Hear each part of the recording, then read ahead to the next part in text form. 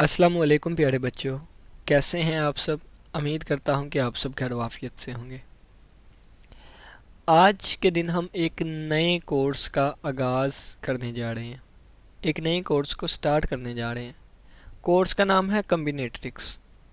तो आज हम कम्बिनेट्रिक्स का लेक्चर नंबर 1 देखेंगे, जिसमें हम फंडामेंटल प्रिंसिपल्स ऑफ काउंटिंग को डिस्कस करेंगे। ठीक है, fundamental principles of counting, counting के बुनियादी असूल।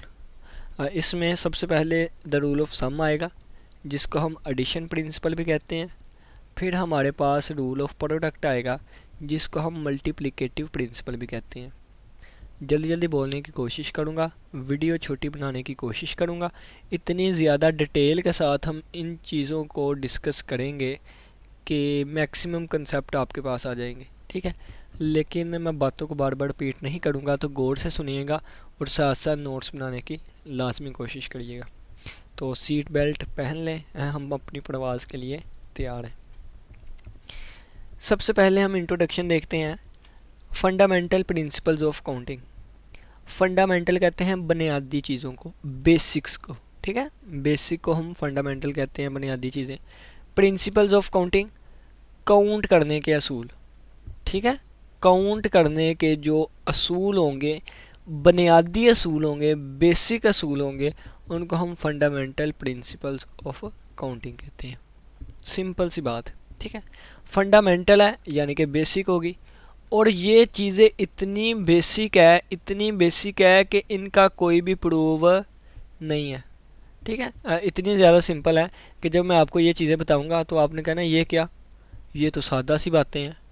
तो ये इतनी सादा बातें हैं फंडामेंटल प्रिंसिपल्स ऑफ काउंटिंग की कि इनका कोई भी प्रूफ नहीं है, इंतहाई आसान है। ठीक हो गया। और अब कम्बिनेट्रिक्स हमने अपने कोर्स को आगाज़ किया है, तो कम्बिनेट्रिक्स का लेक्चर नंबर 1 जो है वो फंडामेंटल प्रिंसिपल ऑफ काउंटिंग ही क्यों, कोई और लेक्चर भी तो आ ही सकता था। लेक्चर नंबर 1 में हमने फंडामेंटल प्रिंसिपल्स ऑफ काउंटिंग को ही क्यों स्टार्ट किया। इस क्वेश्चन का आंसर यहाँ पे मिलता है।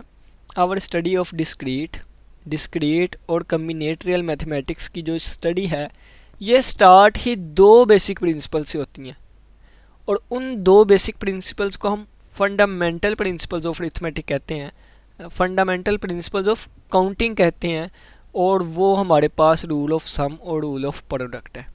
ठीक है, तो कम्बिनेटरियल मैथमेटिक्स की स्टडी ही इन प्रिंसिपल से होती है। इस वजह से हमने अपने लेक्चर नंबर 1 का आगाज़ यहीं से किया। The statement and initial application of these rules appear quite simple. इन असूलों की, इन कानून की, इन रूल्स की जो स्टेटमेंट और इनिशियल एप्लीकेशंस हैं, इनिशियल एप्लीकेशन कहते हैं जहाँ पे ये अप्लाई होती हैं शुरू में, तो बहुत ज़्यादा सिंपल है। लेकिन अगर हमारे पास एक कॉम्प्लिकेटेड प्रॉब्लम्स आ जाएं, यानी कि बड़ी प्रॉब्लम्स आ जाएं, तो फिर उन बड़ी प्रॉब्लम्स को हम ब्रेक डाउन कर लेते हैं छोटी छोटी प्रॉब्लम्स में, और फिर इन पर ये बेसिक प्रिंसिपल्स को अप्लाई करते हैं। देखें जी कि अगर छोटी प्रॉब्लम्स हैं तो इजीली इन पे ये रूल अप्लाई हो जाएगा, लेकिन अगर कोई कॉम्प्लिकेटेड प्रॉब्लम हमारे पास आ गई है तो इस कॉम्प्लिकेटेड प्रॉब्लम को पहले हम छोटे छोटे पार्ट्स में डिवाइड करेंगे। ठीक है, इसके छोटे छोटे पार्ट्स बनाएंगे। इसको कहते हैं डिकम्पोज करना। तो डिकम्पोज एक एबिलिटी है, तो उस एबिलिटी पे हमें एक कमांड होनी चाहिए, यानी कि बड़े प्रॉब्लम को छोटे छोटे प्रॉब्लम में डिवाइड करना आना चाहिए। क्योंकि बचपन में मैंने एक लाइन पढ़ी थी, तकसीम करो और फ़तह करो। अगर आपकी लाइफ में या कहीं पर भी कोई एक बड़ी प्रॉब्लम है, तो आप उस बड़ी प्रॉब्लम को छोटी छोटी प्रॉब्लम्स में डिवाइड कर लें, फिर उन छोटी छोटी प्रॉब्लम्स को हैंडल करें। आहिस्ता आहिस्ता जब प्रॉब्लम हैंडल हो जाएगी, यानी कि ये भी ठीक हो गया, ये भी ठीक हो गया, इसका सल्यूशन भी मिल गया, इसका भी सल्यूशन मिल गया, तो इन सब छोटे छोटे सल्यूशंस को, यानी कि इन 4 पार्शियल सल्यूशन को इकट्ठा करके हम इस बड़ी प्रॉब्लम का फाइनल आंसर निकाल सकते हैं। तो यही लिखा गया है कि जब हम कॉम्प्लिकेटेड प्रॉब्लम्स को एनालाइज करते हैं, जांचते हैं, one is often able to break down such problems into parts, तो इनको पार्ट्स में डिवाइड कर लेना चाहिए। That can be solved using these principle, जिन पर हम इन बेसिक प्रिंसिपल्स को अप्लाई कर सकें। तो मैं इंग्लिश का प्रोफेसर नहीं हूँ, तो लाइनों का टू द पॉइंट तर्जमा तो नहीं आता मुझे, लेकिन चीज़ें मैं समझ के समझा सकता हूँ, ठीक है ना। फिर लिखा गया है कि वी वांट टू डेवलप, हमें डेवलप करनी चाहिए इस एबिलिटी को डिकम्पोज करने की, यानी कि चीज़ों को छोटे छोटे हिस्सों में डिवाइड करने की। Such problems and piece together and our partial solution, इससे हमारे पास पार्शियल सोल्यूशन आ जाते हैं, यानी कि इसका अलहदा सोल्यूशन आ जाएगा, इसका अलहदा, इसका अलहदा, इसका अलहदा, इनको हम पार्शियल सोल्यूशन कह देंगे। बाद में इनको इकट्ठा करके हम पहुंच जाएंगे अपने फाइनल आंसर पे, ठीक है। तो ये एक अच्छा वे होता है एनालाइज करना, जांचना और सॉल्व करना बहुत सारी प्रॉब्लम्स को इन प्रिंसिपल्स के इस्तेमाल को नोट करते हुए, ठीक है। ये प्रिंसिपल जैसे इस्तेमाल होंगे, अगर आप उनको नोट करें तो ये एक अच्छा तरीका है प्रॉब्लम को एनालाइज करने का और फिर सॉल्व करने का। इस अप्रोच को हम यहाँ पे यूज़ करेंगे, ठीक है। अब यहाँ से मेन काम हमारा स्टार्ट होता है, द रूल ऑफ सम। पहला रूल आ गया हमारे पास, द रूल ऑफ सम।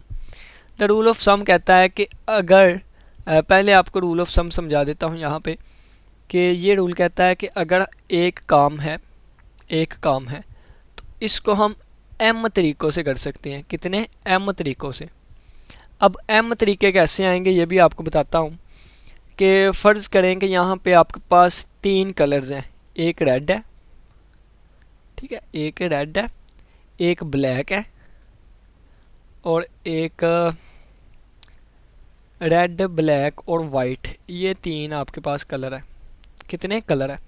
अब मैं आपको एक काम देता हूँ, मैं आपको एक टास्क देता हूँ। मैंने आपको एक टास्क दिया कि आपने इन तीनों में से एक कलर को सिलेक्ट करना है। आपने इन 3 कलर्स में से एक कलर को सिलेक्ट करना है। तो सम, यहाँ पे सम रूल का अप्लाई किया जाएगा। सम रूल किसे कहते हैं? अब देखें कि द रूल ऑफ सम भी है, द रूल ऑफ प्रोडक्ट भी है, 2 ही रूल्स हैं ना। तो हमें कैसे पता चलेगा कहाँ पे हमने सम रूल अप्लाई करना है और कहाँ पे हमने प्रोडक्ट रूल अप्लाई करना है? तो सम का मतलब है प्लस, ठीक है। तो सम का मतलब होता है प्लस। तो इसके लिए जो वर्ड यूज़ होता है वो है आर। आर का मतलब होता है या, ठीक है, या। जहाँ कहीं भी या वाली कंडीशन आ जाए, आर वाली कंडीशंस आ जाए, तो वहाँ पे हम प्लस यूज़ करेंगे और द रूल ऑफ सम को यूज़ करेंगे। अब देखें, अगर आपको मैंने एक टास्क दिया है, वो टास्क ये है कि आपने या इस कलर को सिलेक्ट करना है, या इस कलर को सिलेक्ट करना है, या इस कलर को सिलेक्ट करना है, ठीक है। तो या वर्ड यूज़ हो गया, आर वर्ड यूज़ हो गया, इसका मतलब है यहाँ पे the rule of sum apply किया जाएगा, ठीक है। फ़र्ज़ किया है कि आप इस रेड कलर को सिलेक्ट कर लेते हैं, तो ये हमारे पास आंसर आ गया। या फिर आप इसको भी सिलेक्ट कर सकते थे, +1 आ गया। या फिर आप इसको भी सिलेक्ट कर सकते थे, ये भी एक कलर है, +1 आ गया। तो टोटल हमारे पास 3 आ गया। तो इसका मतलब है कि इस एक काम को, यानी कि इन तीनों में से एक कलर को सिलेक्ट करना था, तो इन तीनों में से एक कलर को सिलेक्ट करने के 3 तरीके हैं। या तो मैं पहला कलर सिलेक्ट कर सकता हूँ, या दूसरा, या तीसरा। तो काम 1 को करने के 3 तरीके हैं, 3 ही कलर्स थे, ठीक है। इसी तरह अगर मैं लिखता हूँ कि काम 1 को करने के m तरीके हैं और काम 2 के करने को n तरीके हैं। काम 1 के करने को, ये वाली चीज़ें यहाँ पर रिमूव कर देता हूँ। ये काम 1 जो है m तरीक़ों से कैसे हुआ, ये यहाँ पे एग्जांपल दी गई है, ठीक है। काम 2 जो है n तरीक़ों से कैसे हुआ, ये यहाँ पे एग्जांपल दी गई है, ठीक है ना। ये आपको एग्जांपल दी गई है ताकि आपको पता चल सके कि काम 1 जो है m तरीक़ों से कैसे हुआ, ठीक है। अगर काम 1 m तरीक़ों से किया जा सकता है, काम 2 को n तरीक़ों से किया जा सकता है, और मैं आप लोगों से पूछूं कि मैंने काम 1 या काम 2 इन दोनों में से एक काम करना है। एक काम पहला था, एक काम दूसरा था। पहले काम को मैं m तरीक़ों से कर सकता हूँ, दूसरे काम को मैं n तरीक़ों से कर सकता हूँ। अगर मैं कहूँ इन दोनों में से आपने एक काम करना है, ठीक है, चॉइस आपके पास है, या इसको कर लें या इसको, तो या इसको कर लें या इसको। वर्ड यूज़ हो गया या, आर, टास्क 1 और टास्क 2, एक काम करना, हमने दोनों इकट्ठे नहीं कर सकते, तो उस वक्त हम सम रूल का अप्लाई करेंगे, यानी कि T1, यानी कि यहाँ पे लिखता हूँ T1 या फिर T2, ठीक है, काम पहला काम या फिर दूसरा काम। तो T1 को हम m तरीक़ों से परफॉर्म कर सकते हैं और R यानी कि प्लस आएगा, और T2 को n तरीक़ों से परफॉर्म कर सकते हैं। तो ये जो भी हमारे पास आंसर आया, ये हमारे पास नंबर ऑफ़ वेज आ गए इस दोनों में से एक काम को करने के, और यही हमारा सम रूल है। थ्योरी पढ़ लेते हैं, अच्छे से समझ आएगी। थ्योरी में कहते हैं if the first task can be performed in m ways, यहाँ पे m लिख लीजिएगा, ठीक है।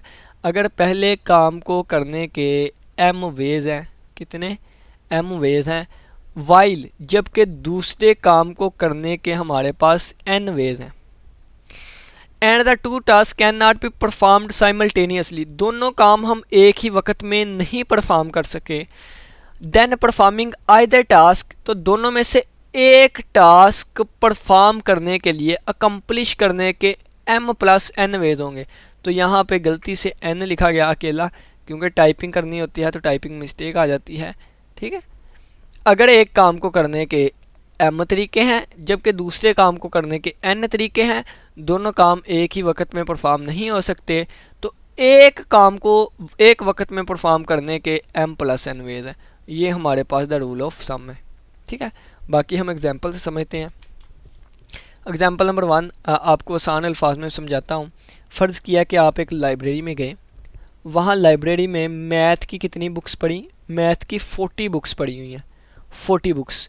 तो आप देखें कि आप चाहें तो पहली बुक को भी उठा सकते हैं, आप चाहें या दूसरी बुक को भी लेके आ सकते हैं। अगर मैं आपको कहूँ आपने एक बुक, इन 40 किताबों में से एक बुक उठानी है, तो आप पहली बुक भी ले के आ सकते हैं, प्लस दूसरी बुक भी, प्लस कोई एक और तीसरी बुक भी ले सकते, चौथी भी। इस तरह करते करते आपको 40 पॉसिबिलिटीज़ आएंगी कि आप 40 बुक्स को लेके आएँ, यानी कि टास्क 1 के करने को 40 वेज है। इसी तरह अगर वहाँ पे कंप्यूटर साइंस की बुक्स भी पढ़ी हुई हैं तो 50 बुक्स हैं, तो इस काम को करने के, यानी कि एक कंप्यूटर की बुक सेलेक्ट करने के 50 रास्ते हैं। अब ये टास्क 1 था जिसको 40 तरीक़ों से किया जा सकता था, ये टास्क 2 है जिसको 50 तरीक़ों से किया जा सकता है।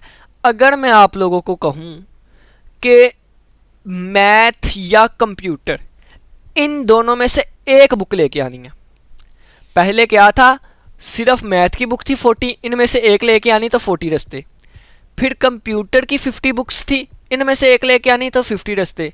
अब मैं कहता हूँ 40 मैथ की हैं और कंप्यूटर की भी 50 हैं, लेकिन मैथ या कंप्यूटर एक बुक चाहिए मुझे, मैथ या कंप्यूटर जोन सी मर्जी ले आए, मुझे एक चाहिए। तो या का वर्ड यूज़ किया गया, तो यहाँ पे हमारे पास 40 प्लस 50 आएगा। तो इन दोनों में से कोई एक बुक मैं सिलेक्ट कर सकता हूँ, या वो मैथ की 40 बुक्स में से एक होगी या कंप्यूटर की एक बुक से। तो हमारे पास टोटल 90 बुक्स आ गए। अब हम इसको एक एग्जांपल से समझते हैं, यानी कि थ्योरी में क्या लिखा गया है। एक कॉलेज लाइब्रेरी में 40 बुक्स हैं सोशियोलॉजी की, मैंने मैथ की कहा था, 50 बुक्स है एंथ्रोपोलॉजी की। तो by the rule of sum rule को यूज़ करते हुए एक स्टूडेंट उसी कॉलेज में 40 plus 50 equal to 90 text book है, और इतने तरीक़ों से वो इसको सिलेक्ट कर सकता है, ठीक है। यानी कि एग्जांपल नंबर 1 का निचोड़ आपको बता दिया। अब एग्जांपल नंबर 2 देखें जी कि आप मेरे पास आए और आप कहते हैं कि मुझे शौक़ है, मैंने मैथ पढ़नी है, मुझे शौक़ है, मैंने मैथ पढ़नी है। तो मैं आपको गाइड करूँगा, मैं आपको हदायत दूँगा, तो मैं आपका इंस्ट्रक्टर बन गया, ठीक है। तो इसी तरह कहा गया है कि एक इंस्ट्रक्टर है, उसके पास एक स्टूडेंट आया तो कि मैंने मैथ सीखनी है, ठीक है। तो मैं आपको 3 बुक्स सजेस्ट करूँगा। मैं कहता हूँ कि आप अलजब्रा सीख लें, या आप ट्रिग्नोमेट्री सीख लें, और या आप कैलकुलस सीख लें। कैलकुलस से तो हर कोई जान छुड़वाता है, ठीक है ना। या आप अलजब्रा सीख लें, या ट्रिग्नोमेट्री, या कैलकुलस, ठीक है। अलजब्रा की भी 7 बुक्स हैं, ठीक है। ट्रिग्नोमेट्री की भी 7 बुक्स हैं, कैलकुलस की भी 7 बुक्स हैं और इनमें से मैंने आपको एक बुक सजेस्ट करनी है, तो मैं क्या करूँगा, या इन 7 में से एक बुक, या इन 7 में से एक बुक, या इन 7 में से एक बुक। तो 7 + 7 + 7, तो एक बुक ही मैंने आपको देनी है, या एक बुक ही है स्टूडेंट बताएगा कि मैं इसको सीखना चाहूँगा। तो या इन 7 में से एक बुक आपको बताऊंगा, या इन 7, या इन 7 में से। तो टोटल हमारे पास 21 वे होंगे कि मैं आपको एक बुक सजेस्ट करके दूं। ठीक है, ये मैंने एग्जांपल समझाने की कोशिश की। थ्योरी पढ़ते हैं। The rule can be extended beyond the 2 task. 2 कामों से अब हम 3 कामों पे आगे हैं कि एक कंप्यूटर साइंस का इंस्ट्रक्टर है हु हैज़ से, जो कि कहता है 7 डिफरेंट इंट्रोडक्टरी बुक्स ऑन। एक स्टूडेंट है, उसने एक प्रोग्रामिंग लैंग्वेज सीखनी है, तो उसके लिए C++, जावा और पर्ल, ये 3 कंप्यूटर की लैंग्वेजेस हैं। इस पर 7 डिफरेंट बुक्स हैं इंट्रोडक्शन के ऊपर, ठीक है ना, इनके इंट्रोडक्शन पर। तो can come any one of this 21 books to a student. तो मैं एक स्टूडेंट को इन 21 बुक्स में से एक बुक सजेस्ट करके रिकमेंड कर सकता हूँ, रिकमेंड जो भी लिखा हुआ है। हु इज़ इंटरेस्टेड, जो कि इंटरेस्ट ले रहा है प्रोग्रामिंग लैंग्वेज सीखने में। ठीक है, एक बच्चा है वो प्रोग्रामिंग लैंग्वेज सीखने में इंटरेस्टेड है। तो मेरे पास 3 सब्जेक्ट हैं, 3 लैंग्वेजेस की 7 बुक्स हैं। तो इन 7 बुक्स में से मैं एक बुक उसे रिकमेंड करूँगा, तो मेरे पास 21 वेज होंगे। ठीक है ना, ये चीज़ समझाई गई है। ये जो मैं नीचे एग्जांपल समझाता हूँ ना, इससे अच्छे तरीके से समझने की कोशिश किया करें। नेक्स्ट एग्जांपल नंबर 3 है कि वही हमारे पास कंप्यूटर साइंस का इंस्ट्रक्टर है। अब उसके हमारे पास आगे 2 साथी हैं, 2 कलीग हैं, यानी कि एक को मैं कलीग नंबर 1 का नाम दे देता हूँ, कलीग 1, और एक हमारे पास कलीग नंबर 2 आ जाएगा। ठीक है, एक कलीग 1 है, एक कलीग 2 है। ठीक है, इसके पास 3 बुक्स हैं, इसके पास 3 बुक्स हैं। अब इसके पास 5 बुक हैं। कितनी बुक हैं? 5 बुक। अब इसके पास जो 5 बुक्स हैं ना, ऐसा भी हो सकता है कि ये वाली 3 बुक्स ही इस 5 में हो, और ऐसा भी हो सकता है कि ये जो 3 है ये इन 5 से डिफरेंट हो। ठीक है, अब देखें, हम बुक्स का नाम दे देते हैं। फ़र्ज़ किया है कि इस पहले बंदे के पास, यानी कि इस यहाँ पे टेबल बना लेते हैं ना हम छोटा सा। फ़र्ज़ किया इस पहले बंदे के पास बुक नंबर 1 है, 2 है, 3 है। ठीक है, और इस बंदे के पास 5 बुक्स थी, तो वो बुक नंबर 4 होगी, वो बुक नंबर 5 होगी, वो बुक नंबर 6 होगी, वो बुक 7 होगी। ये बुक के नाम है। ठीक है, और बुक 8 होगी। तो देखें आप, इसके पास 3 बुक्स हैं, इसके बाद 5 बुक्स हैं, तो इसके पास लैदा बुक्स हैं, इसके पास लैदा बुक है। अगर मैं कहूँ कि n डिफरेंट बुक्स को शो करता है, तो टोटल कितनी डिफरेंट बुक हुई? तो सारी ही डिफरेंट है। ये 1 2 3 है, ये 4 5 6 7 8 है, तो टोटल हमारे पास 8 बुक्स हो गई जो कि डिफरेंट है। ठीक है, अब नेक्स्ट टाइम मैं क्या करता हूँ, मैं कहता हूँ 1 2 3, इसके पास ये वाली बुक्स हैं, तो यहाँ पे इसके पास एक बुक रिपीट हो गई।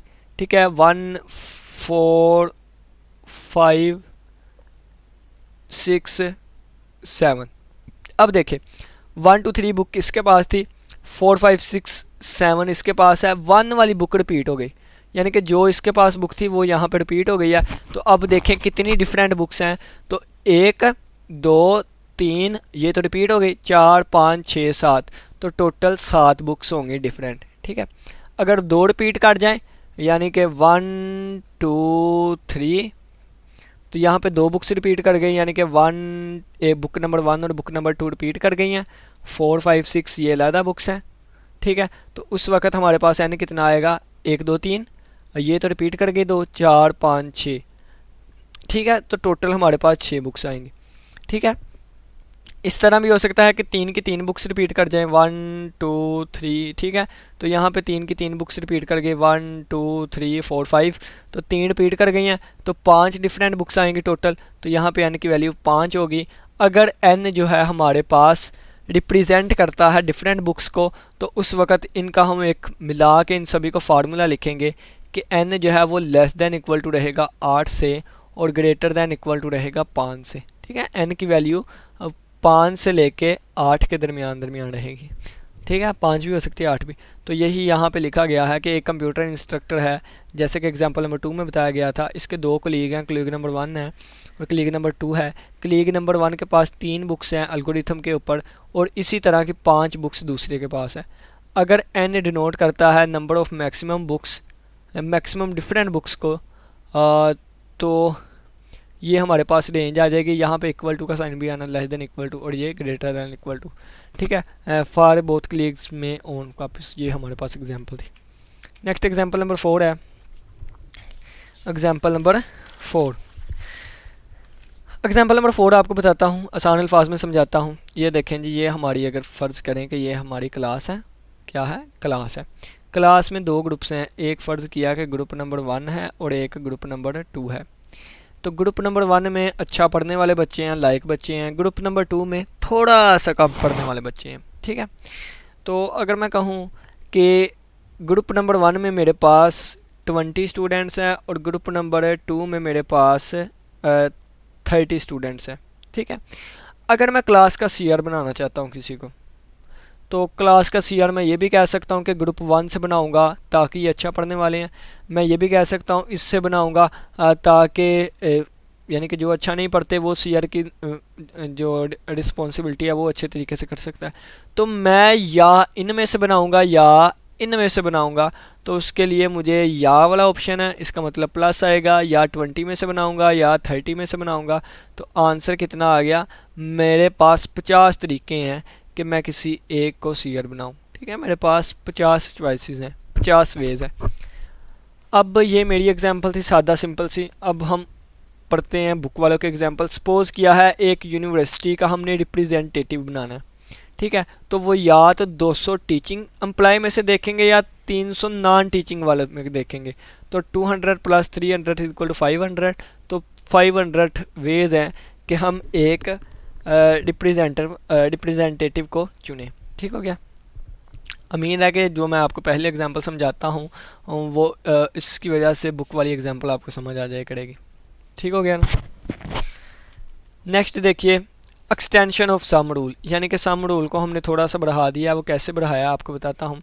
फ़र्ज़ किया कि पहले हमारे पास ये टास्क थे, T1 को m तरीक़ों से और T2 को n तरीक़ों से हम कर सकते थे। ठीक है, लेकिन अब मैं कहता हूँ कि T1 को हम n1 तरीक़ों से कर सकते हैं, T2 को n2 तरीक़ों से कर सकते हैं, T3 को, यानी कि काम जो है वो अब 2 से ज़्यादा हो गए।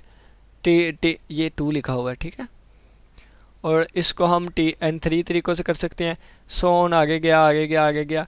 तो Tm को हम mth काम को Tm तरीक़ों से कर सकते हैं।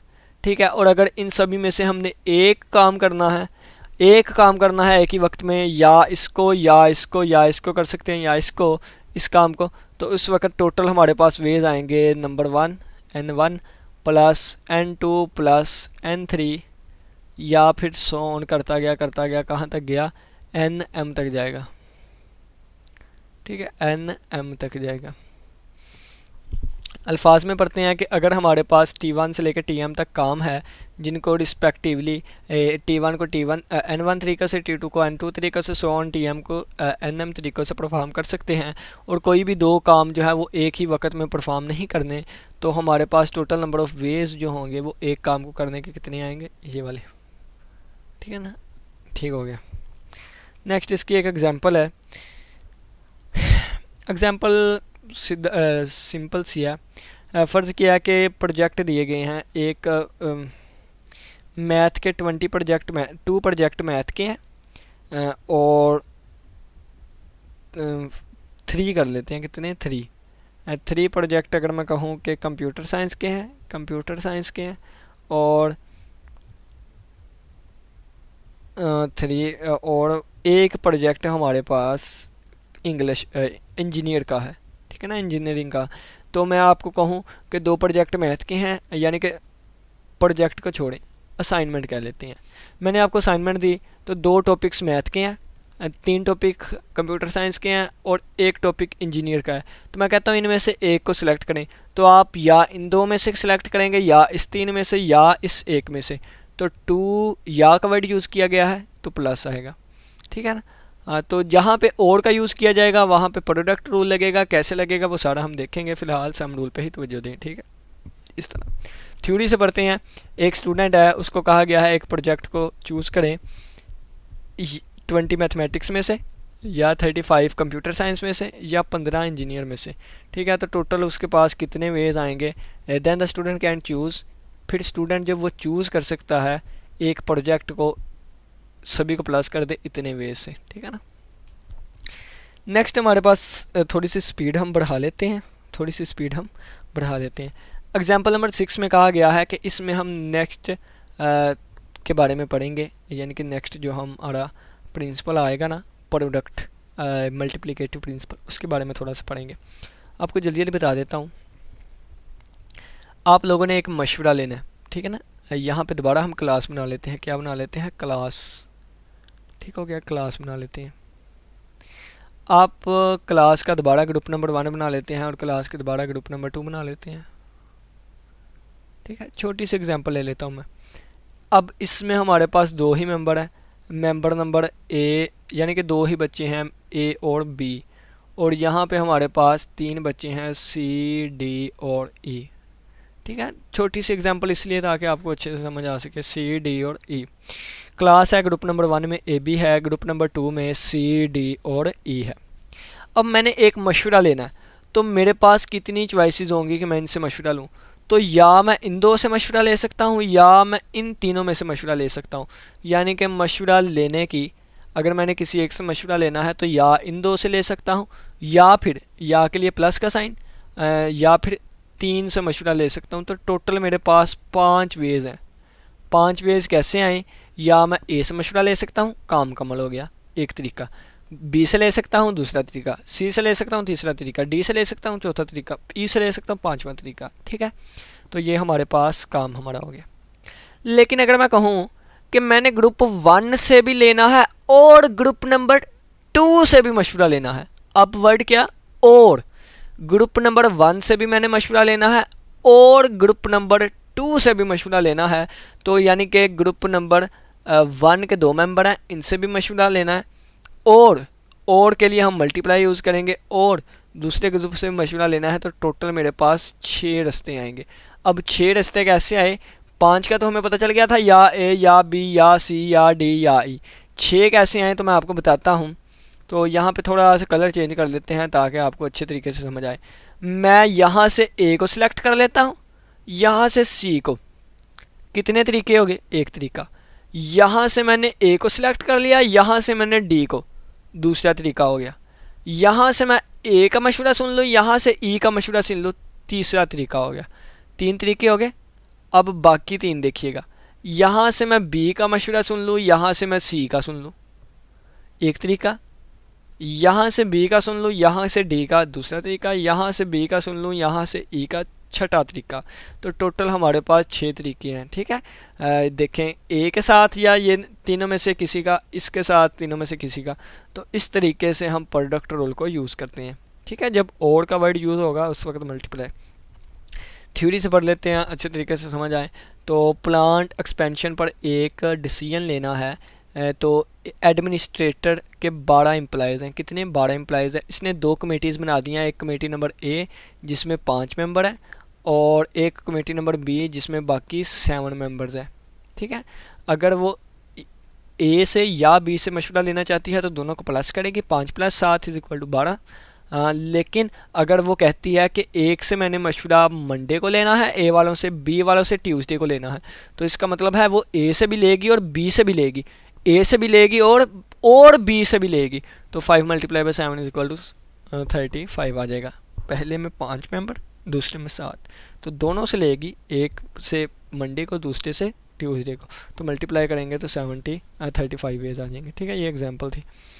नेक्स्ट देखिए द रूल ऑफ प्रोडक्ट। अब हम समझते हैं रूल ऑफ प्रोडक्ट हमें क्या कहता है कि एक प्रोसीजर दिया गया होगा, इस प्रोसीजर को हम स्टेजेस में बांट लेंगे, स्टेज नंबर 1 और स्टेज नंबर 2, ठीक है। तो ये प्रोसीजर उसी वक्त कंप्लीट होगा जब हम इसको भी करेंगे और इसको भी करेंगे, ठीक है। ये प्रोसीजर उसी वक्त कंप्लीट होगा जब हम दोनों को करेंगे, यानी कि इसको भी और इसको भी। तो अगर इसको करने के m वेज हैं और इसको करने के n वेज हैं, तो इसको भी और इसको भी करना है, तो और के लिए हम यहाँ पे मल्टीप्लाई यूज़ करेंगे, तो ये हमारे पास टोटल नंबर ऑफ़ वेज आ जाएंगे m क्रॉस n।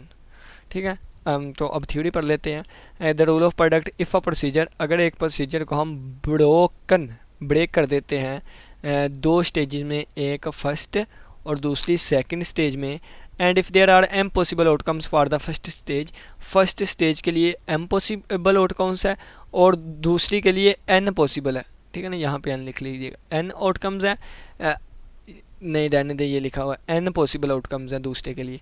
ठीक है, then the total procedure can carried out, तो टोटल प्रोसीजर को करने के टोटल प्रोसीजर इसको उसी वक्त किया जा सकेगा जब इस स्टेज को भी पूरा करें और इस स्टेज को भी। और का वर्ड यूज़ किया तो टोटल की m मल्टीप्लाई बाय n आ जाएगा, ये लिखा गया m मल्टीप्लाई बाय n। ठीक है, तो ये वाली चीज़ थी। अब हम प्रोडक्ट रूल को यूज़ करते हैं, तो इसके लिए हम एक एग्जांपल देखते हैं। एग्जांपल ये है कि फ़र्ज़ करें अब लें जी दोबारा वही एग्जांपल, क्लास वाली, कौन सी क्लास वाली, दोबारा मेरी एक क्लास है। ठीक है, दोबारा एक क्लास है और इसमें दोबारा एक ग्रुप नंबर 1 है, इसमें दोबारा एक ग्रुप नंबर 2 है। ठीक है, इसमें हमारे पास A है, इसमें हमारे पास B है, ठीक है, और इसमें भी हमारे पास C है और इसमें हमारे पास D है। ठीक है, और E भी है। मैं कहता हूँ कि आप लोगों ने यहाँ पे एक जोड़ा बनाना है। ठीक है, जोड़ा बनाना है, यहाँ पे मैंने एक ड्रामा करना है। क्या करना है? एक ड्रामा करना है। तो इस ड्रामे के लिए मैं कहता हूँ कि मुझे मेंबर ग्रुप 1 से भी चाहिए और ग्रुप 2 से भी चाहिए। तो ग्रुप 1 से भी चाहिए और ग्रुप 2 से भी चाहिए, यानी कि दोबारा वही बात, मशवरा लेना है, इससे भी चाहिए और इससे भी चाहिए। तो क्या होगा, 2 मेंबर हैं, इसके 3 मेंबर हैं, तो 2 मल्टीप्लाई बाय 3 यानी कि तो हमारे पास 6 आ जाएगा। ठीक है, यानी कि ये भी चाहिए और इनमें से भी एक चाहिए। तो अपनी मर्ज़ी मैं यहाँ से A उठा लूँ, यहाँ से C, एक रास्ता, यहाँ से अपनी मर्ज़ी A को ले आऊँ, यहाँ पे B। ठीक है, तो ड्रामे के लिए जो मैं ग्रुप बनाऊँगा, पेयर बनाऊँगा, उसमें ग्रुप 1 भी चाहिए, ग्रुप 2 भी। अब यही एग्जांपल यहाँ पे लिखी गई है कि ड्रामा क्लब है एक सेंट्रल यूनिवर्सिटी में, ठीक है, स्प्रिंग प्ले के लिए, मौसम बहारा के लिए। तो 6 मैन हैं और 8 वुमेन हैं, 8 औरतें हैं और 6 आदमी हैं। तो by the rule of product rule के मुताबिक डायरेक्टर जो है वो कास्ट कर सकता है एक कपल को, कपल के रोल को करना है। कपल क्या होगा? एक औरत और एक आदमी हो। ठीक है, तो यहाँ से 6 मैन को सिलेक्ट कर सकता है और जोड़ा बनाने के लिए लड़की को भी लाजमी सिलेक्ट करेगा, वुमेन औरतों को भी। तो 8 होगा तो मल्टीप्लाई करेंगे 48 वेज होंगे। ठीक है, तो यहाँ पे आप ग्रुप 1 ग्रुप 2 की जगह आप यहाँ पे मैन कर लें, यहाँ पे वुमेन, मैन भी सिलेक्ट करने हैं, वुमेन भी, यानी कि जोड़ा तो फिर ही बनेगा ना। तो ये 6 मल्टीप्लाई बाय 8 इस तरह से। नेक्स्ट एग्जांपल आएगी एग्जांपल नंबर 8। एग्जांपल नंबर 8 जो है वो मज़े की एग्जांपल है। हमने एक नंबर प्लेट बनानी है, लाइसेंस्ड नंबर प्लेट जो कि गाड़ियों की लगी होती हैं। यहाँ पे हमारे पास 6 जगह हैं, 6 जगह हैं। ठीक है, तो ये 6 जगह जो हमने यहाँ पे यूज़ की हैं, ऐसा नहीं हो सकता कि हम सिर्फ एक जगह पर ही वैल्यू रख दें तो हमारी नंबर प्लेट बन जाएगी। सारी जगहों को हमने फिल करना है। तो फिल करना है यानी कि इस चीज़ को भी, इस चीज़ को भी, और इसको भी, और इसको भी, सभी को फिल करना है। तो सभी को फिल करना है तो यहाँ पे और का आएगा। तो और के लिए हम यहाँ पे मल्टीप्लाई को यूज़ करेंगे। तो यहाँ पे आ जाएगा मल्टीप्लाई, यहाँ पे भी आ जाएगा मल्टीप्लाई, यहाँ पे भी मल्टीप्लाई, यहाँ पे भी मल्टीप्लाई और यहाँ पे भी मल्टीप्लाई। ठीक है, 6 जगहों को हमने फुल करना है। अब देखिएगा, अब उन्होंने कहा है कि हमने एक लाइसेंस बनानी है, ये सारी लिखी हुई है, जिसमें 2 लेटर्स यूज़ हों और बाकी 4 डिजिट्स हों। ठीक है, तो यहाँ पे हम लेटर्स का यूज़ करेंगे, किसका? लेटर्स का। और यहाँ पे हम डिजिट्स का यूज़ करेंगे, डिजिट्स का। ठीक है, तो लेटर आपको पता है A से लेके Z तक 26 लेटर होते हैं। कितने? 26 लेटर होते हैं, टोटल 26 लेटर। और डिजिट का आपको पता है 0 से लेके 9 तक टोटल 10 डिजिट्स होते हैं। ठीक है ना, 0 1 2 3 4 5 6 7 8 9 टोटल 10 डिजिट्स हो गए। अब देखें, पहला क्वेश्चन हमें कहता है कि no letter or digit can be repeat, कोई भी लेटर और डिजिट रिपीट नहीं होना चाहिए। तो पहले हमारे पास 26 लेटर थे, 26 लेटर लिख दिए। अब यहाँ पे जो एक लेटर आ गया वो नेक्स्ट आगे रिपीट नहीं होगा। फ़र्ज़ किया यहाँ पे हमने सी रख दिया, अब सी के अलावा बाकी 25 बचेंगे जो हम यहाँ पे रख सकते हैं, ठीक है। तो ये दोनों आ गए। अब आगे वाली 4 प्लेसेस पे हमने डिजिट्स को रखना है। पहले पे 10 डिजिट थे, फ़र्ज़ किया यहाँ पे हमने 7 को रख दिया, तो बाकी जो 9 डिजिट बचेंगे यहाँ पे मैंने 6 को रख दिया, बाकी मेरे पास 8 डिजिट्स बचेंगे, यहाँ पे मैंने 2 को रख दिया, बाकी मेरे पास 7 डिजिट। तो यहाँ पे इतने डिजिट्स आ सकते हैं, तो इन सभी को मल्टीप्लाई करूँगा तो इतने पॉसिबल वेज आ जाएंगे, ठीक है। अगर रेपिटेशन लो है तो यहाँ पे फ़र्ज़ किया मैंने सी को रखा है, यहाँ पे मैं दोबारा सी को रख सकता हूँ, तो टोटल 26 लेटर्स यहाँ पे रख सकता था, यहाँ पे 26 लेटर, यहाँ पे 10 डिजिट, यहाँ भी 10 डिजिट, यहाँ क्योंकि रेपिटेशन अलो है, ठीक है। इन सभी को मल्टीप्लाई करूँगा तो ये मेरा आंसर आ जाएगा। अब एंड वाला मैं करता हूँ। अगर रेपिटेशन जो है वो अलो हो तो कितनी, यानी कि how many plates have only vowel, अब हमने सिर्फ वावल ही रखने हैं। और इवन डिजिट्स, इवन कौन से होते हैं, इवन जो 2 पे डिवाइड हो जाते हैं, तो इवन डिजिट हमारे पास 0, 2, 4, 6, 8, 5 इवन डिजिट्स आएंगे, ठीक है। तो पहले यहाँ पे हमने लेटर रखने हैं, लेटर वोवल रखने हैं, यहाँ पे 5 दिए गए हैं, रेपिटेशन लो है तो यहाँ पे 5 लेटर्स आएंगे। अब 5 में से कोई एक आ सकता है, अब जो एक आएगा वो दोबारा यहाँ भी आ सकता है, रेपिटेशन लो है तो यहाँ भी 5 आ जाएगा। अब इवन इंटीजर हमारे पास 5 ही है तो यहाँ पे 5 आएगा, जो भी इंटीजर यहाँ पे आ गया दोबारा यहाँ भी आ सकता है तो 5 आ जाएगा, यहाँ भी 5 आ जाएंगे, यहाँ भी 5। तो पहले 2 5 जो है वो वावल के लिए, एंड वाले 5 जो है वो इंटीजर के लिए। तो टोटल 6 दफ़ा आपस में मल्टीप्लाई हो रहा है, तो 5 raised to power 6 होगी। कैलकुलेटर से सोल्व करेंगे, यही हमारा रिक्वायर्ड आंसर है, ठीक है। नेक्स्ट हमारे पास एक बड़ी एग्जांपल है, मज़े की एग्जांपल है, समझिएगा। मैं कहता हूँ एंड पे समझ लें, अभी चलें जी अभी कर लेते हैं। तो पहले हम चीज़ों को समझेंगे, गौर से समझिएगा। बिट, बिट क्या होता है? जिस तरह आप चीज़ लेने जाएं तो आप किलो चीज़ भी ले जाते हैं, ठीक है। फ़र्ज़ किया कि एक लड़का है, वो कहता है कि मैंने 5 रुपये से कम कभी चीज़ नहीं ली, तो उसके नज़दीक सबसे छोटी चीज़ क्या है? 5 रुपये। तो कंप्यूटर में जो सबसे छोटा यूनिट है ना, सबसे छोटी मकदार जो हम देख सकते हैं फाइंड, तो वो बिट होता है। बिट, बिट का मतलब है 1 या 0, यानी कि एक कंप्यूटर में डाटा 0 1 की फॉर्म में होता है। तो अगर एक सिंपल 0 लिखा गया है या सिंपल 1 लिखा गया है, ये 1 बिट लेता है। कितना? 1 बिट मेमोरी, 1 बिट मेमोरी जगह लेता है, ठीक है। अब देखें, अब जब 8 बिट्स आपस में मिलते हैं ना, 8 बिट्स, कितने? 8 बिट्स जब आपस में मिलते हैं ना तो 1 बाइट बन जाता है। 8 बिट्स जब मिलेंगे आपस में तो 1 बाइट बन जाएगा, 1 बाइट बन जाएगा, 1 बाइट। 8 बिट का मतलब क्या है? 8 बिट का मतलब है 1 2 3 4 5 6 7 8 बिट के लिए 8 जगह, ठीक है। 8 बिट का मतलब है 8 प्लेसेस।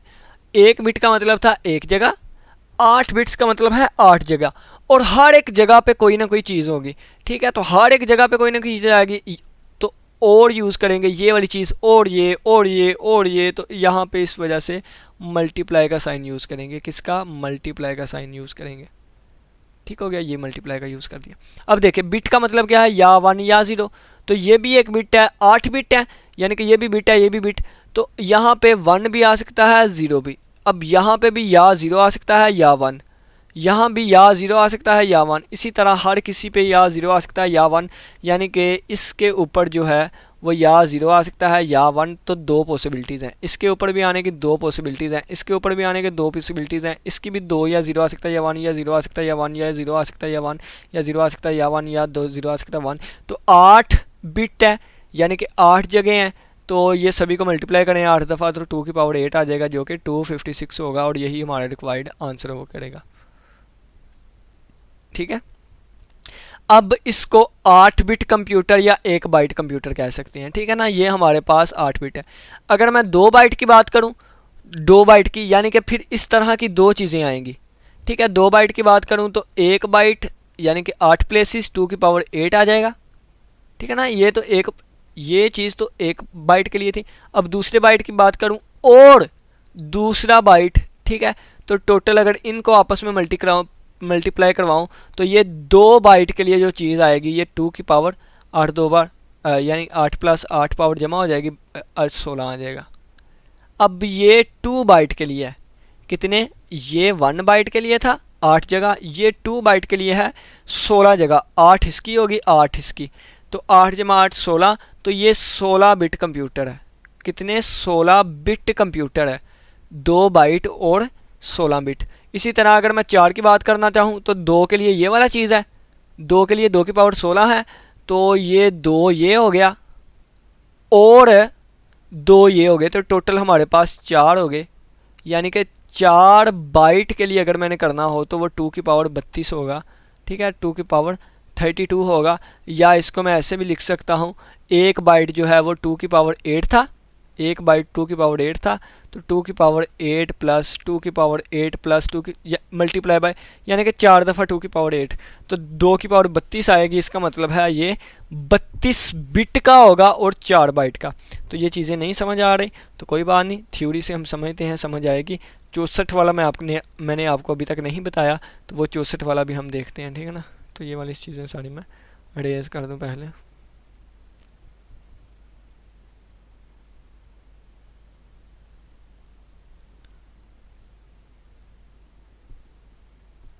रेज होने में भी टाइम लग रहा है।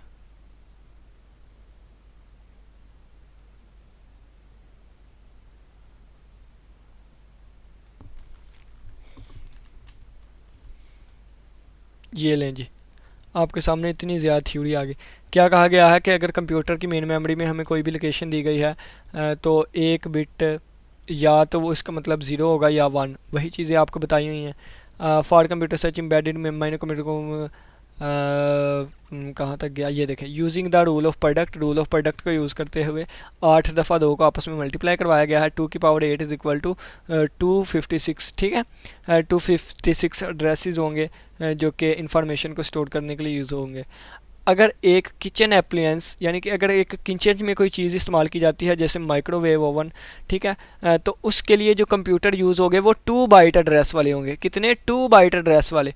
तो 2 बाइट एड्रेस वाले ये देखें, 1 बाइट मल्टीप्लाई बाय दूसरा बाइट, तो 2 की पावर 16 बाइट, ये हमारे पास 2 बाइट वाले आ गए। और 2 बाइट है 8 दो बार 16, यानी कि 16 बिट होंगे, ठीक है। इसी तरह अगर आप देखें तो 32 वाला भी मैंने आपको समझाया था, 32 बिट इसका मतलब 4 बाइट, 32 बिट इसका मतलब 4 बाइट वाला ये आ जाएगा। ये भी मैंने आपको पीछे समझा दिया। अब 64 वाला आप खुद करने की कोशिश करेंगे तो 64 वाला कैसे आएगा, यानी कि ये 4 के लिए था, 4 प्लस 4 मल्टीप्लाई बाय 4, यानी कि 2 की पावर 32 ज़रबे 2 की पावर 32, यानी कि 4 और 4 आप इस तरह में लिख सकते हैं। तो ये 2 की पावर 64 हो जाएगा, यानी कि ये हमारे पास 64 बिट और 8 बाइट के लिए, ठीक है। तो इतने एड्रेस हमारे पास होंगे। तो ये एग्जांपल दी गई है। नेक्स्ट अगर आप एग्जांपल देखें, नेक्स्ट एग्जांपल मज़े की एग्जांपल है, आपको समझाता हूँ। तो यहाँ से एग्जांपल से समझते हैं हम। ये वाली बहुत लंबी लेंथी लिखी हुई है, आपको सिंपल सी बात बताता हूँ। एक शॉप है, वो नई नई ओपन हुई है, एक शॉप नई नई ओपन हुई है, न्यू शॉप ओपन हुई है। अब इस शॉप में आपको सादा सिंपल सी एग्जांपल देता हूँ। इस शॉप में मठियाई भी है। क्या है, मठियाई भी है। मठियाई को हमने एस का नाम देता, यानी कि स्वीट कह दिया।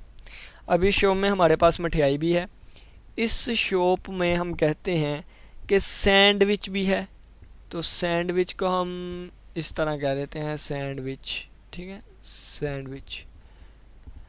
इस शॉप में स्वीट्स भी है, मठियाई भी है, सैंडविच भी है। अब इस शॉप में बेवरेजेस भी है। बेवरेजेस किसे कहते हैं, बेवरेजेस कहते हैं बेवरेजेस मशरूबात, ठीक है, यानी कि रूह अफ़ज़ा लगा लें, जूस लगा लें, कॉफ़ी लगा लें, पीने वाली चीज़ें लगा लें, सादा पानी, ठंडा पानी, कोक की बोतल, ये वाली चीज़ें हैं। तो इन बेवरेजेस में इन मशरूबात में हमारे पास 2 गर्म मशरूबात हैं, जैसे कहवा लगा लें और चाय लगा लें, और 3 ठंडे हैं, जैसे लस्सी लगा लें, रूह अफ़ज़ा लगा लें, और एक और ठंडा कोई नाम ले लें, सकवंजी, ठीक है। पाकिस्तानी सिंपल सी बात, 2 गर्म है और 3 ठंडे हैं। ठीक है। अब यहाँ पे मैं दोनों चीज़ों का यूज़ करूँगा, सम और प्रोडक्ट रूल इकट्ठा ही, ताकि आप लोगों को अच्छे से समझ आ सके। देखें, मैं कहता हूँ अगर आपने, मैं आपको भेजता हूँ इस शॉप के ऊपर, मैं कहता हूँ कि अगर आपने स्वीट लेके आनी है तो स्वीट के साथ हॉट हॉट मशरूबात लेके आना है, गर्म मशरूबात लेके आना है, ठीक है। स्वीट लेके आनी है तो इसके साथ गर्म मशरूबात। तो यानी कि अगर स्वीट, अगर हमारे पास 6 तरह की मठियाई हो और 8 तरह के सैंडविच हो, 6 तरह की मठियाई, 8 तरह के सैंडविच हो, और 2 हमारे पास गर्म मशरूबात हो, 3 ठंडे मशरूबात हो। अगर मैं कहूँ कि आपने स्वीट लेके आनी है तो साथ गर्म मशरूबात, अगर आपने सैंडविच लेके आने हैं तो इसके साथ ये लेके आने हैं ठंडे मशरूबात, ठीक है। तो देखें, स्वीट और इसके साथ गर्म मशरूबात, या ये वाली चीज़, या के लिए प्लस, या सैंडविच के साथ ठंडे मशरूबात, ठीक है। ये देखें, स्वीट और के लिए मल्टीप्लाई, स्वीट और गर्म मशरूबात, या फिर ये वाली चीज़ लेके आनी है सैंडविच और ठंडे मशरूबात, ठीक है। तो 6 2 बार 12, 12 प्लस 8 3 बार 24, तो टोटल हमारे पास कितना आ गया, तो टोटल हमारे पास बनते हैं 36 वेज, ठीक है। तो आप इस चीज़ को लेके आने के 36 वेज हैं। अब यहाँ पे देखें तो ये वाली सारी चीज़ें इसको रिमूव कर देता हूँ। ये एग्जांपल अब हम यहाँ से पढ़ते हैं ताकि हमें अच्छे तरीके से समझ आ सके इसके कहने का मतलब क्या है, ठीक है। उन्होंने कहा है कि मुफ़िन क्या होते हैं, मुफ़िन के बारे में आपको नहीं पता, तो जहाँ पे मैंने स्वीट्स कहा था यहाँ पे मुफ़िन लिखे गए हैं। मुफ़िन कहते हैं वो कप केक तो हर किसी बच्चे ने खाया होगा ना, जो 5-10 रुपये का आता था। वो 10 रुपये का एक टोकरी वाला केक आता है, ठीक है ना, यानी कि गोल सा केक होता है। वो जिस तरह सिनेमा में मूवी देखने जाते हैं तो वो पॉपकॉर्न नहीं देते, तो पॉपकॉर्न जो यानी कि इस तरह की चीज़ होती है, इस तरह का बना होता है, ठीक है। तो बिल्कुल पॉपकॉर्न की शेप में होता है, लेकिन यहाँ पे इस तरह का जो केक होता है ना, इसको हम मुफ़िन कहते हैं। इसको क्या कहते हैं, मुफ़िन, ठीक है। तो अब देखें तो मैं, एक शॉप है, शॉप कौन सी है, शॉप कौन सी है नहीं बताया हुआ, क्विक स्नैक कॉफ़ी शॉप, ये आ गई, क्विक स्नैक कॉफ़ी शॉप है। इसमें 6 तरह के मुफ़िन है, 6 तरह के मुफ़िन, 8 तरह के सैंडविच है, 5 तरह के मशरूबात हैं, hot coffee, hot T, iced T, Cola और ऑरेंज जूस, ठीक है। 3 ठंडे हैं, 2 गर्म हैं, और 8 तरह के सैंडविच हैं, और 6 तरह के मुफ़िन्स हैं। और एक बंदा है वो अपने असिस्टेंट को कहता है कि मुफ़िन, और ये देखें, मुफ़िन एंड हॉट भी वेजर, या फिर सैंडविच और कोल्ड भी वेजर लेके आओ। तो मुफ़िन कितने हैं, मुफ़िन हमारे पास 6 तरह के हैं, तो यहाँ पे आ जाएगा 6, एंड लिखा हुआ है तो इसका मतलब मल्टीप्लाई आएगा। हॉट बीवेजेस कितने हैं, 2 हैं, तो मल्टीप्लाई आएगा। आर की जगह पे प्लस आ जाएगा। सैंडविच कितने हैं, तो सैंडविच हमारे पास 8 थे, तो 8 साथ एंड लगा है तो मल्टीप्लाई। कोल्ड बीवेजेस तो 3 है, तो यही चीज़ ये लिखी गई है, यानी कि 6 × 2 = 12 इसके लिए, 8 × 3 = 24 इसके लिए, तो 12 × 24 टोटल हमारे पास 36 आ जाएंगे, क्योंकि यहाँ पे दरमियान में प्लस लगा हुआ है आर, ठीक है। तो सारी चीज़ जो है, सारी चीज़, क्वेश्चन का सारा आंसर, सारा सोल्यूशन इस लाइन में बता दिया गया है, देखें ना। तो इतने सिंपल से क्वेश्चन है, आसान सादा तरीन है। नेक्स्ट ये लें जी, मैंने आप लोगों के लिए शक्ल ढूंढ के रखी हुई है, ठीक है ना। अब नेक्स्ट हमारे पास एग्जांपल नंबर 11 आएगी। एग्जांपल ये है कि फैसलाबाद से हमने जाना है, फैसलाबाद से पहले लाहौर और फिर लाहौर से मरी। हमारा प्रोसीजर था, हम फैसलाबाद से मरी जाना चाहते थे, लेकिन हमने इसको 2 स्टेजेस में डिवाइड कर दिया। स्टेज नंबर 1 ये है, स्टेज नंबर 2 ये है। बल्कि देखें, फैसलाबाद से लाहौर जाने के कितने रास्ते हैं, अगर मैं कहता हूँ फैसलाबाद से लाहौर जाने के 4 रास्ते हैं, कितने, 4 रास्ते हैं, ठीक है। और लाहौर से मरी जाने के 5 रास्ते हैं, तो ये 3 रास्ते हो गए, एक सीधा, एक ऊपर से, एक इधर से, 3, यानी कि ये एक ही रास्ता है, ठीक है ना, ये एक ही रास्ता है। तो चौथा और 5वां, और यहाँ से जाने के 5 रास्ते हैं, 5 रास्ते, ठीक है। तो ज़ाहिर सी बात है फैसलाबाद से लाहौर तो नहीं ना, यानी कि हमारा टोटल मकसद क्या है, फैसलाबाद से मड़ी जाना। 2 स्टेजेस में डिवाइड किया है, एक फैसलाबाद से लाहौर, एक लाहौर से मड़ी। तो टोटल जो हमारे पास आएंगे वेज वो 4 multiply by 5 is equal to कितने आएंगे, 20 वेज आएंगे टोटल, ठीक है। क्योंकि पहले हम फैसलाबाद से लाहौर जाएंगे और फिर, या फिर नहीं आना, और फिर लाहौर से मड़ी जाएंगे, तो इसके लिए ये आ जाएगा, ठीक है। तो यहाँ पे ये लिखा गया है कि हैदराबाद से तिरुपति जाने के 4 रास्ते हैं और तिरुपति से तिरुमला पहाड़ियों पर जाने के 5 रास्ते हैं। कितने लाइव लिखा गया 5 आना था, 5 रास्ते हैं, ठीक है। तो टोटल हमारे पास कितने होंगे, 4 ज़रबे 5 इज़ इक्वल टू 20, ठीक है।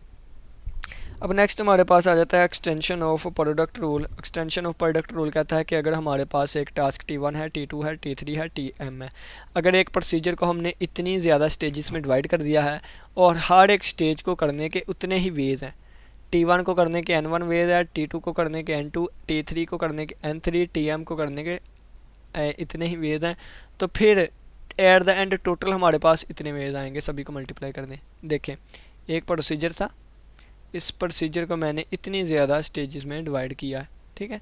तो ये फर्स्ट स्टेज है, ये यानी कि ये T1 है, T1 स्टेज है, ये T2 है, ये T3 है और सो ऑन Tm है, ठीक है। तो इसको करने के हमारे पास N1 है, इसको करने के N2 है, इसको करने के N3 है, तो इसको करने के सो ऑन Nm है, ठीक है। तो इसको भी करेंगे और इसको भी और इसको भी और इसको भी करेंगे, तो फिर ये वाली सारी चीज़ें होंगी और फिर प्रोसीजर कंप्लीट होगा। तो और के लिए हम सभी को मल्टीप्लाई कर देंगे, तो ये हमारे पास एक्सटेंशन ऑफ प्रोडक्ट रूल आ जाएगा।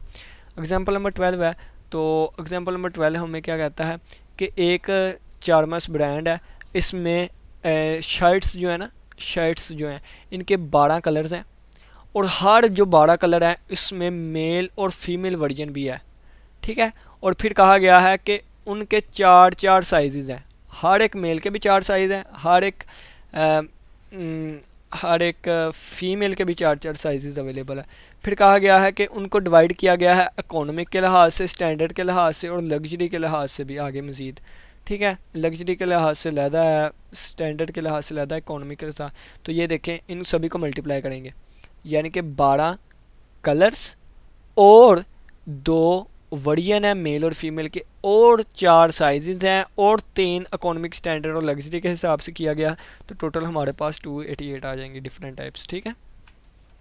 एग्जांपल नंबर 3 इंतहाई आसान है, आप खुद भी कर सकते हैं। अब देखें, अब वही बात है, एक होटल हमें 12 तरह की स्वीट्स, 12 तरह की मिठाई मुहैया करता है, 10 किस्म के हॉट टिफ़न्स और 5 किस्म के बेवरेजेस। देखें जी, स्वीट कितनी किस्म की, स्वीट 12 किस्म की, ठीक है, स्वीट 12 किस्म की। हॉट टिफ़न्स कितने किस्म के, 10, तो 10 हॉट टिफ़न्स, हॉट टिफ़न्स कितने किस्म के, 10 किस्म के, ठीक है। 5 काइंड के बेवे, ये भी हॉट, हॉट टी और हॉट काफ़ी, 2 हॉट का है, 2 हॉट है, 2 हॉट मशरूबात है और जूस, कोक और आइसक्रीम और 3 ठंडे हैं और 3 जो है वो कोल्ड है, ठीक है, 3 कोल्ड है। अब देखें, अब ब्रेकफास्ट लेके आना है, तो ब्रेकफास्ट में स्वीट और हॉट होगा, ठीक है। स्वीट एंड, स्वीट के लिए ये 12 आ गया, एंड के लिए मल्टीप्लाई आएगा और हॉट बीवरेज के लिए 2 आ जाएगा। और यूज़ किया गया है, तो इसमें हम और का वर्ड यूज़ करेंगे, या फिर टिफ़न के लिए ये 10 लिख दिया हमने, एंड अ कोल्ड, एंड की जगह प्लस और बीवेजिक कोल्ड के लिए हमने 3 लिख दिया। तो ये देखें, ये क्या आ जाएगा, 12 ज़रबे 2 24, और की जगह हम क्या लिखेंगे, प्लस और 10 3 बार 30, यहाँ पे और है तो और मतलब एंड है, ये देखें ना कहाँ पे लिखा गया था, एंड, ठीक है। तो यहाँ पे मल्टीप्लाई आएगा, 10 3 बार 30, तो यहाँ पे आ जाएगा 24 जमा 30 54, ठीक है। तो ये आ गया, ठीक है, 12 ज़रबे 2 24 और 10 3 बार 30, इनको प्लस करेंगे 54। उम्मीद करता हूँ आज के लेक्चर की समझ आई होगी। किसी का कोई भी क्वेश्चन हुआ लास्ट में पूछिएगा, चीज़ें डिटेल के साथ डिस्कस करने की कोशिश की, थ्योरी को मैक्सिमम हमने पढ़ा, मैक्सिमम कंसेप्ट देखे। इसी के साथ इजाज़त दीजिए, अल्लाह हाफिज़, अल्लाह निगहबान।